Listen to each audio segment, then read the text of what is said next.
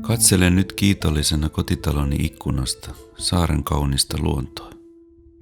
Mieleeni tulee se pieni pellavapäinen poika, joka usein myös katseli ikkunasta ja odotti. Hän odotti pääsyä luvattuun maalle, isoäidin rakastavien silmien alle, hitauteen, rauhaan ja läsnäoloon. Siellä hän tunsi itsensä vapaaksi. Silloin pääskyset palasivat, koivulla olivat taas kultaiset hiukset ja auringonsäteet piirsivät seinille pyhiä kuviaan. Rakkautta ei tarvinnut yrittää ansaita. Mikä matka on tarvittu löytääkseni nämä arvot itsestäni? Poika, jota pojuksikin kutsuttiin, kasvoi perheessä, josta isä katosi hänen ollessa 3-vuotias. Poju jäi kärsivän, turvattoman äidin jalkoihin ja äiti ottikin nopeasti itselleen uuden miehen, vaan tämä mies ei pojua hyväksynyt. Kodin tunneilmapiiriä alkoikin pian varjostaa pelosta kumpuava ahdasmielinen suvaitsemattomuus. Suvaitsemattomuudesta tulikin perheen häpeätaakka, joka yritettiin peittää muilta ihmisiltä esittämällä iloista ja onnellista perhettä. Mikään ei ollut kuitenkaan totta.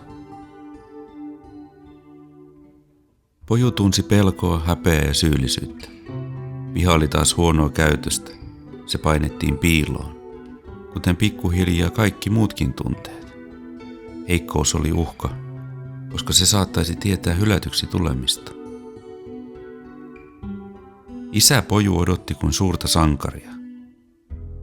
Pelastajaa, joka saapuisi paikalle vaalealla ratsullaan ja veisi hänet luvattuun maahan. Hän myös syöksisi tulet niiden päälle, jotka Pojulle pahaa tekevät. Isä ei kuitenkaan koskaan tullut vaalealla ratsullaan, vaan mustalla rautaorilla, ja silloin kun se hänelle sopi, siitä seurasi Pojulle valtava suru ja pettymys. Poju jäi taas yksin. Myöhemmin elämässä kohdatessani ihmisiä hain hyväksyntää olemalla joku, koska olemalla minä tarkoitti sama kuin häpeällinen. Silloin häpeä piti pelätä kaikin keinoin. Häpeän näkyessä paljastui. Minulla oli siis syvä luottamattomuus ihmisten hyvän tahtoisuuteen, rakkauteen. Pelastus oli parisuhde. Sen tuoman peilin kautta aloin voimaan ilmeisesti riittävän huonosti. Näin oikeastaan pakonomaisesti uskalsin alkaa esittämään kysymyksiä itselleni ja muille samanhenkisille matkakumppaneille. Miksi minua aina ahdistaa, pelottaa? Miksi jännitän ihmisten seurassa? Miksi olen tuntenut itseni aina ulkopuoliseksi? Oli siis kohdattava omat pelkonsa ja häpeänsä. Katse kääntyy nyt ensimmäistä kertaa itseni puoleen. Näin valoa, kun uskalsin kurkistaa syvälle. Huomasin, etten ollutkaan huono, vaan minua oli kohdeltu huonosti.